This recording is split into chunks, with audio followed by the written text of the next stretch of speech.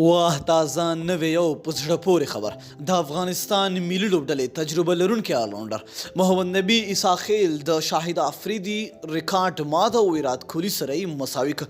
دا چې څنګه ریکارډ ویډیو را سره تر پایه وګورئ په خپله به پوه شئ. ګرانو زړه ته رانږدې مینهوالو یو ځل بیا مو په سلامونو هرکلی کوم.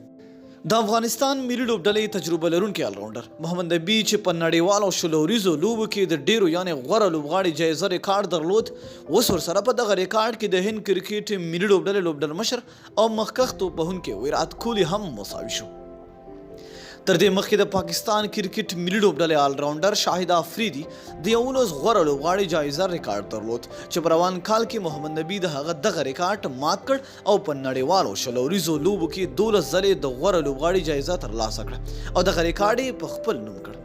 خو تازه د هند کرکټ ملي لوبډلې لوبډل مشر ویرات کوهلي د ویسټ انډیز پر وړاندې په لومړۍ شلوریزه لوبه کې په زړه پورې توپوهنه نندارې ته وړاندې کړه چې په 500 توپونه یې شپږ نوي ناسوځېدلې منډې وکړې او هندۍ لوبډلې بریالۍ کړه چې له دې سره یې د لوبې د غوره لوبغاړي جایزه هم ترلاسه کړه.